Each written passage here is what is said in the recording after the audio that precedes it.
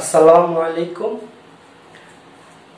আমি Abdullah Mahmud, assistant teacher, Comilla modern high school. Comilla modern high স্কুলের online ক্লাসে সবাইকে স্বাগতম। আজকে আমি দশম শ্রেণীর রসায়ন বিষয়ের দশম অধ্যায় ধাতু অধাতু, খনিজ সম্পদ, ধাতু অধাতু চ্যাপ্টারের কিছু অংশ নিয়ে আলোচনা করব। সেটা হচ্ছে নির্বাচিত সংকর ধাতু, ধাতুর ক্ষয়, ধাতু প্রক্রিয়াজাতকরণ। এরপরে তোমার আমি এখন আলোচনা করব নির্বাচিত সংকর ধাতু নিয়ে। সংকর ধাতুর ইতিহাসটা আমরা জেনে আসছি। প্রাচীনকালে মানুষরা বেশিরভাগই তামার জিনিস ব্যবহার করত। তামার গহনা, থালা বাসন, জিনিসপত্র, পশু শিকারের জন্য তারা অস্ত্র ব্যবহার করত, সব কিছু তামার। এই জন্য ওই সময় যে যুগটা ছিল এটাকে বলা হয় তাম্রযুগ। 5000 থেকে 3000 খ্রিস্টপূর্ব পর্যন্ত তাম্রযুগ বলা হয়। এরপরে তারা দেখলো তামার সাথে যদি টিন মিক্সড করা হয়, তামার সাথে টিন গলিয়ে একটা নতুন ধাতু একটা পাওয়া যায়। ওই ধাতুটা আরো বেশি শক্তিশালী, অনেক বেশি মজবুত। ওই ধাতুর যে অস্ত্র তৈরি করা হয়, ওই অস্ত্র দিয়ে পশু পাখি শিকার করা যায় আরো বেশি মজবুত হওয়ার কারণে। এবং জিনিসপত্র, অলংকার, গহনা, থালা বাসন, এই আমাদের যে দৈনন্দিন জীবনে ব্যবহার্য জিনিসগুলো তৈরি করা হয় এগুলো অনেক মজবুত হয়ে থাকে। এই জন্য তারা কি করলো, কপারের সাথে টিন মিক্সড করে আরেকটা নতুন ধাতুর সূচনা করলো, সেটাকে বলা হয় ব্রোঞ্জ। সেটাকে কি বলা হয়? ব্রোঞ্জ। কপারের সাথে সামান্য পরিমাণ টিন মিক্সড করে তারা একটা নতুন ধাতু পেল, এটার নাম হচ্ছে ব্রোঞ্জ। আর এখান থেকে সংকর ধাতুর সূচনা। তাহলে সংকর ধাতুটা কি? একাধিক ধাতু একত্রে গলিয়ে ওই গলিত মিশ্রণকে ঠান্ডা করলে যে নতুন ধাতু পাওয়া যায় সেটাই হচ্ছে সংকর ধাতু। সেটা কি? সংকর ধাতু। কেমন? এখন এই সংকর ধাতুর গুলো এখানে নাম আছে, আমরা এখানে স্টিল, মরিচাবিহীন ইস্পাত, পিতল, কাঁসা, ডুরালামিন, 24% ক্যারেট, 24 ক্যারেট স্বর্ণ, 22 ক্যারেট স্বর্ণ। আমরা ধাতু সংকর, উপাদান ও সংযুক্তি ব্যবহার সম্পর্কে জানবো। ঠিক আছে? আমাদের দশম অধ্যায়ের নাম হচ্ছে খনিজ সম্পদ, ধাতু অধাতু। নির্বাচিত সংকর ধাতু নিয়ে আলোচনা করব। ধাতু সংকর, উপাদান ও সংযুক্তি ব্যবহার। আসলে স্টিল মানে কি? স্টিল হচ্ছে লোহা, আয়রন 99%, কার্বন 1%। এটা রেলের চাকা ও লাইন, ইঞ্জিন, জাহাজ, যানবাহন, ক্রেন, যুদ্ধাস্ত্র, ছুরি, কাঁচি, ঘড়ির স্প্রিং, চুম্বক, কৃষি যন্ত্রপাতি ইত্যাদিতে ব্যবহৃত হয়ে থাকে। তারপরে মরিচাবিহীন ইস্পাত, যেটাকে আমরা বলি স্টেনলেস স্টিল। এটা লোহা মানে আয়রন 74%, ক্রোমিয়াম 18%, নিকেল 8%। এটা কি কাজে ব্যবহার করা হয়? ছুরি কাটা চামচ, পাকা ঘরের সিঙ্ক, রসায়ন শিল্পের বিক্রিয়া পাত্র, অস্ত্রোপচারের যন্ত্রপাতি ইত্যাদি কাজে এটা ব্যবহার করা হয়। এরপরে আসো পিতল, ব্রাশ। পিতল আরেকটার নাম কি? ব্রাশ। পিতল কি কি দিয়ে তৈরি? Copper 65%, zinc 35%। এটা কি কাজে ব্যবহার করা হয়? অলংকার, কলকব্জা, আর বেয়ারিং, বৈদ্যুতিক সুইচ, দরজার হাতল, ডেক্সি, পাতিল ইত্যাদি কাজে। তারপরে দেখো কাঁসা বা ব্রোঞ্জ। Copper 90%, tin 10%। ধাতু গলানো যন্ত্রাংশ, থালা ও গ্লাস তৈরিতে এটা ব্যবহার করা হয়ে থাকে। ডুরালোমিন এটা খুব important. Aluminium 95%, copper 4%, magnesium, manganese, লোহা এগুলা সবগুলো একসাথে 1% থাকবে। এটা কি কাজে ব্যবহার করা হয়? উড়োজাহাজের বডি, বাইসাইকেলের পার্টস। এরপর দেখো 24 ক্যারেট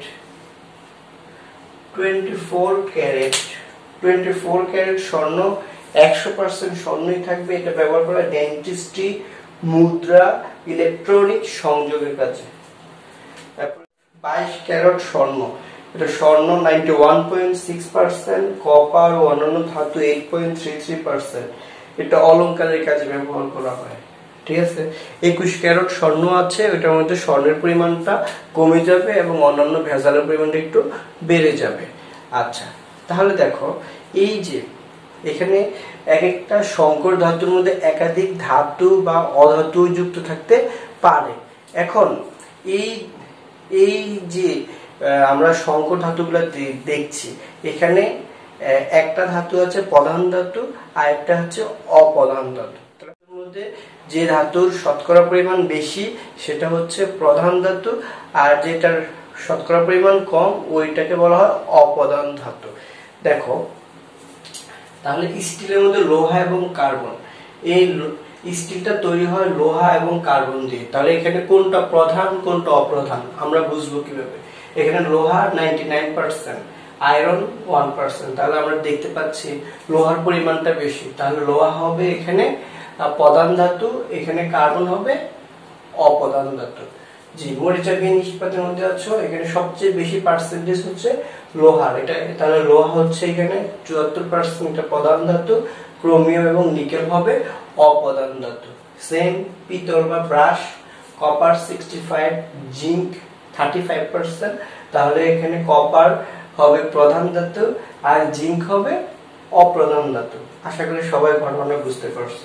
তারপরে কাঁসা বা ব্রোঞ্জ, কপার 90%, এটা প্রধান ধাতু, টিন 10%, এটা অপ্রধান ধাতু। ঠিক আছে, আশা করি সংকর ধাতু সম্পর্কে আমরা কিছুটা বুঝতে পেরেছি। ঠিক আছে, এরপরে এই সংকর ধাতুর ব্যবহার, সংকর ধাতুর যে শতকরা পরিমাণগুলো আছে, অন্যান্য একটা সংকর ধাতু যে একাধিক ধাতু নিয়ে গঠিত হয় ওই ধাতুর শতকরা পরিমাণগুলো পরীক্ষাতে বেশি এসে থাকে। আমরা এই বোর্ডে যে 4টা স্যার লিখে দিয়েছি, এটা ভালো করে পড়ে নিতে পারি। ঠিক আছে, এটা অবজেক্টিভের জন্য ইম্পর্টেন্ট হচ্ছে। আচ্ছা প্রিয় শিক্ষার্থীরা, আমরা এখন আলোচনা করব কতিপয় ধাতু এবং সংকর ধাতু ক্ষয় হওয়ার কারণ, তার লক্ষণ এবং প্রতিকার নিয়ে আলোচনা করব। ঠিক আছে, তাহলে ধাতু ক্ষয়টা কি আমরা আগে জেনে নিই। কতিপয় ধাতু এবং সংকর ধাতুগুলোকে আমরা যদি মুক্ত অবস্থায় বাতাসের মধ্যে দীর্ঘদিন রেখে দেই, তাহলে দেখা যাবে ধাতুগুলোর উপর ভিন্ন বর্ণ বিশিষ্ট এক প্রকার নতুন পদার্থ সৃষ্টি হয়েছে। এই জিনিসটাই হচ্ছে কি ধাতু ক্ষয়। ঠিক আছে, ধাতু ক্ষয়। লোহার তৈরি জিনিসপত্রকে আমরা যদি বাতাসের মধ্যে দীর্ঘদিন রেখে দেই, তাহলে দেখব যে এটার উপরে একটা ধূসর লালচে বাদামি বর্ণের একটা স্তর সৃষ্টি হয়েছে, আস্তরণ সৃষ্টি হয়েছে। এই লালচে বাদামি বর্ণের আস্তরণটা হচ্ছে মরিচা।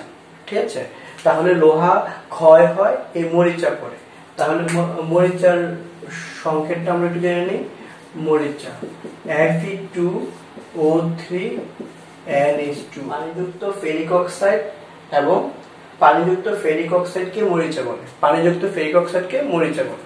তারপরে আবার মনে করো সংকর ধাতু, যেমন তামার সংকর ধাতু, ব্রোঞ্জ, পিতল, আমরা যদি এগুলা দীর্ঘদিন রেখে দেই, তাহলে দেখা যাবে যে ব্রোঞ্জ, পিতল, কাঁসা এগুলাকে দীর্ঘদিন বাতাসের মধ্যে রেখে দিলে দেখা যাবে যে এদের উপর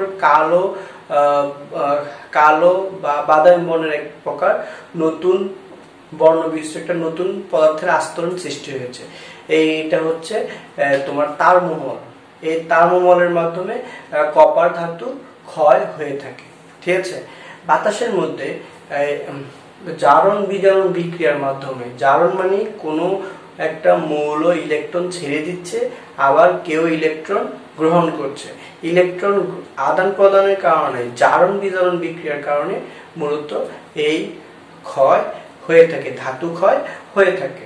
তাহলে আমরা একটা লোহার তৈরি জিনিসপত্রের উপর কিভাবে মরিচা পড়ে, এই লোহার তৈরি জিনিসপত্রের উপর মরিচা পড়ার বিক্রিয়াটা একটু দেখে আসি। আচ্ছা, লোহায় কিভাবে মরিচা পড়ে? লোহায় কিভাবে মরিচা পড়ে?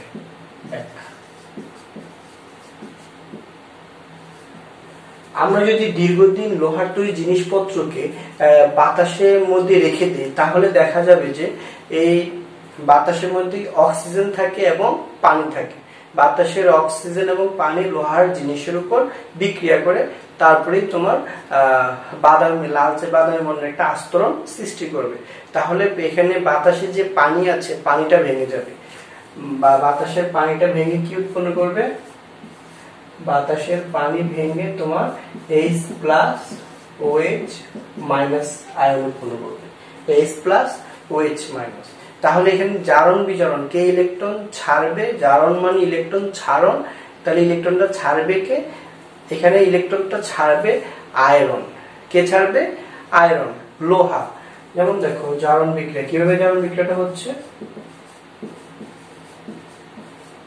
জারণ বিক্রিয়াটা হচ্ছে এখানে দুইটা আয়রন পরমাণু, সে কি করবে? দুইটাই সে ইলেকট্রন ছেড়ে দিয়ে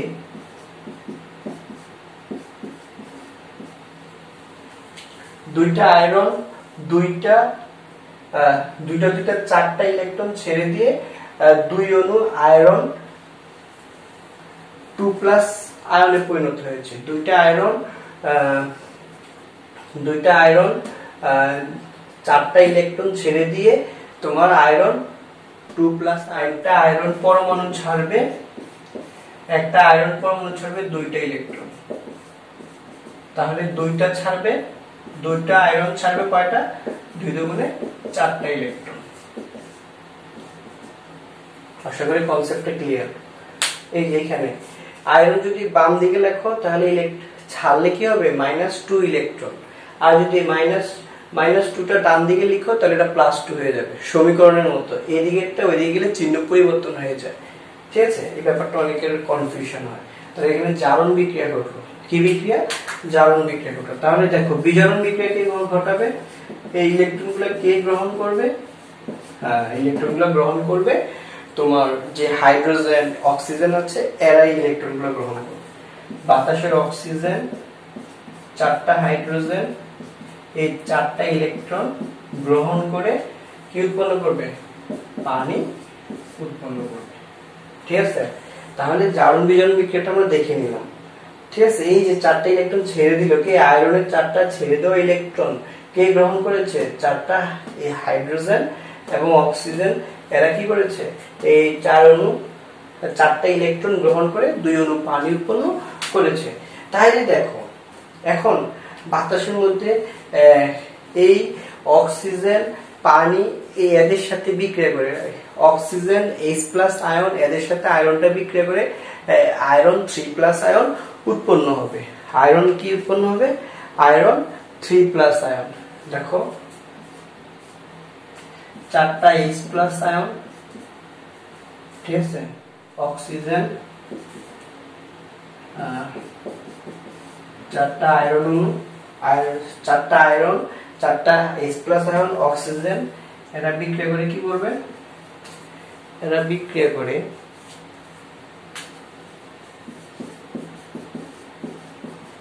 আয়রন 3+ এবং 2 অণু পানি উৎপন্ন করবে। তাহলে বিক্রিয়া দেখো, এখন বাতাসের মধ্যে যে অক্সিজেন এবং হাইড্রোজেন আছে এরা কি করবে? আয়রনের সাথে বিক্রিয়া করে তারা ফেরিক আয়রন 3+ আয়ন উৎপন্ন করবে। তাহলে 4টা আয়রন, 4টা H+ আয়ন, 2টা অক্সিজেনের সাথে, 1 অণু অক্সিজেনের সাথে বিক্রিয়া করে 4টা ফেরিক আয়ন এবং 2 অণু পানি উৎপন্ন করবে, ঠিক আছে? এই ফেরিক আয়ন বাতাসের হাইড্রোক্সিল আয়নের সাথে বিক্রিয়া করবে। আয়রন 3+ কার সাথে বিক্রিয়া করবে? ফেরিক হাইড্রোক্সাইড উৎপন্ন করবে। দেখো আয়রন 3+ 3 অণু হাইড্রোক্সিল আয়নের সাথে বিক্রিয়া করে ফেরিক হাইড্রোক্সাইড উৎপন্ন করবে, ঠিক আছে? ফেরিক হাইড্রোক্সাইড পূর্ণ বিন্যস্ত হয়ে মরিচে পরিণত হবে।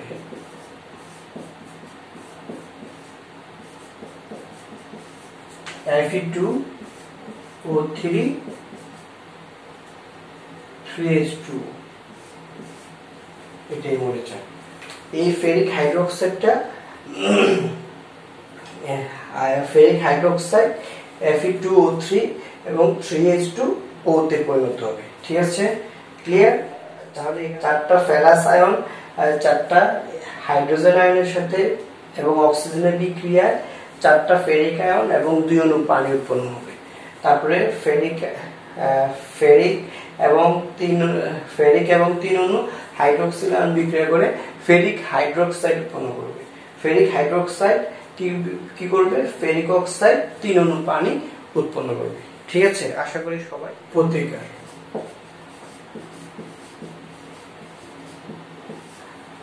ধাতু এবং সংকর ধাতুর ক্ষয়ের হাত থেকে রক্ষার জন্য এখানে কয়েকটা বিষয় আমরা আলোচনা করতে পারি। একটা হলো রং করা। এটা প্রতিকারের জন্য আমরা কি করতে পারি? ধাতু জিনিসগুলোর উপর পেইন্টিং করতে পারি। তারপরে কি করতে পারি? ইলেকট্রোপ্লেটিং,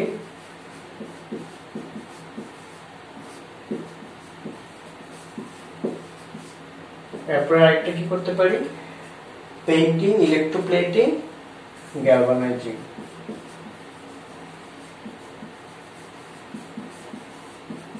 আমরা এই বিষয়গুলো আলোচনা। পেইন্টিং মানে রং করা, যে কোনো ধাতু তৈরি জিনিসপত্রকে রং করলে এটা কি করবে? বাতাসের অক্সিজেন এবং পানি সংস্পর্শে আসবে না। আর যে বস্তুটা বাতাসের অক্সিজেন এবং পানির সংস্পর্শে আসবে না সেটা উপর মরিচা পড়বে না, সেটা ক্ষয় হবে না।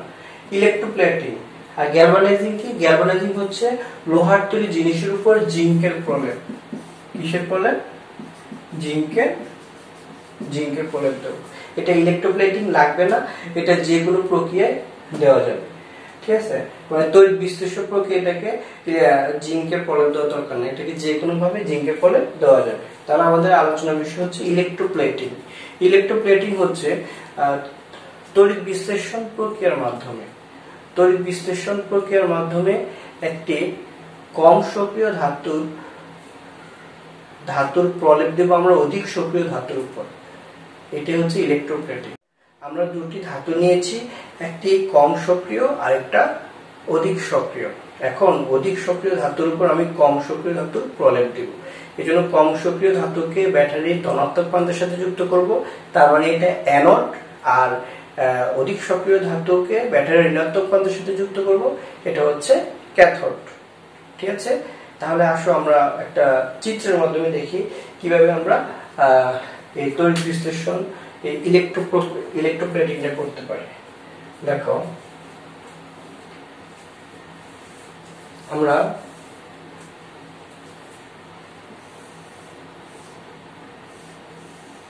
আমি একটা পাত্র নিয়েছি। এখানে আমরা মনে করো একটা লোহার চামচের উপর কপারের প্রলেপ দিব। কপার হচ্ছে কম সক্রিয় ধাতু আর লোহাটা হচ্ছে, আয়রনটা হচ্ছে অধিক সক্রিয় ধাতু। ঠিক আছে, লোহার চামচ বা আমরা মনে করো লোহার চাবি নিলাম।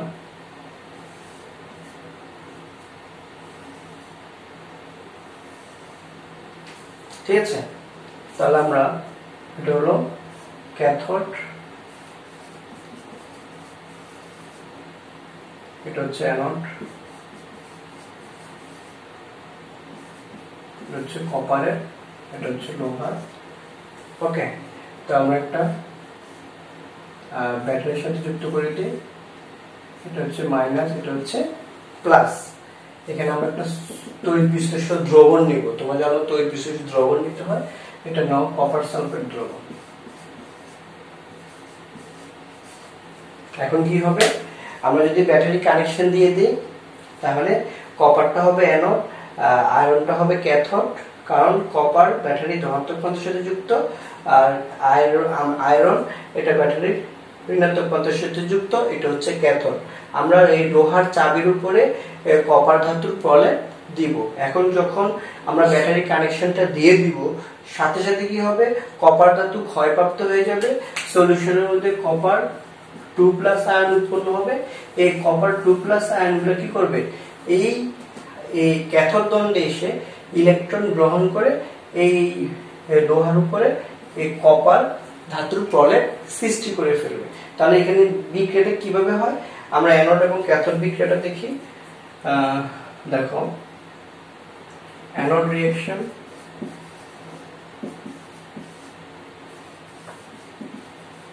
অ্যানোড রিঅ্যাকশনে কি হচ্ছে, কপার দুইটা ইলেকট্রন ছেড়ে দিয়ে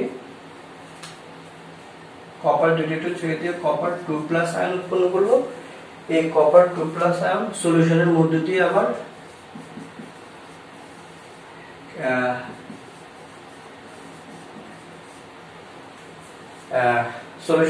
এটা আবার কি করলো, তোমার ওই যে ক্যাথোড পাত্রে আসলো, ক্যাথোড দণ্ডে এসে সে কি করবে, এই কপার আয়নটা দুইটা ইলেকট্রন গ্রহণ করে কপার ধাতুতে পরিণত হবে। তার মানে এই লোহার চামচের উপর এটা কি হচ্ছে, কপারের প্রলেপ পড়ে যাচ্ছে, ঠিক আছে। তাহলে এখানে হচ্ছে অ্যানোডে হচ্ছে কি অক্সিডেশন রিঅ্যাকশন মানে জারণ বিক্রিয়া, আর ক্যাথোডে হচ্ছে ইলেকট্রন গ্রহণ করছে, এটা হচ্ছে কি বিজারণ বিক্রিয়া, ঠিক আছে। তোমরা জানো জারণ মানে ছাড়ন, যে প্রক্রিয়ায় কোনো রাসায়নিক সত্তা অণু পরমাণু বা আয়ন ইলেকট্রন ছেড়ে দেয় সেটা হচ্ছে জারণ বিক্রিয়া। যে ইলেকট্রন ছাড়ে সে হচ্ছে বিজারক, আর এই ইলেকট্রন ছাড়ার প্রক্রিয়াটা হচ্ছে কি তোমার জারিত হওয়া। এরপরে দেখো বিজারণ বিক্রিয়া, যে রাসায়নিক বিক্রিয়ায় কোনো অণু পরমাণু বা আয়ন ইলেকট্রন গ্রহণ করে তাকে বলা হয় বিজারণ বিক্রিয়া। যে ইলেকট্রন গ্রহণ করে তাকে বলা হয় জারক। বিজারণ বিক্রিয়ায় জারক ইলেকট্রন গ্রহণ করে কি হবে, বিজারিত হবে, আর বিজারক ইলেকট্রন ত্যাগ করে জারিত হবে, ঠিক আছে। এই কনসেপ্টগুলো ক্লিয়ার রাখবে। তাহলে এটা হচ্ছে কি, এই চিত্র হচ্ছে ইলেকট্রোপ্লেটিং।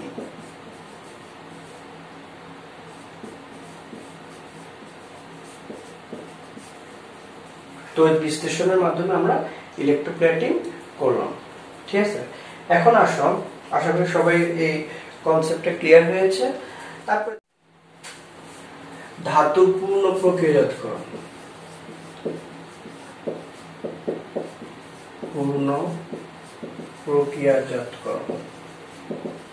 ধাতু পূর্ণ প্রক্রিয়াজাতকরণ, এটাকে আমরা বলি যে মেটাল রিসাইক্লিং।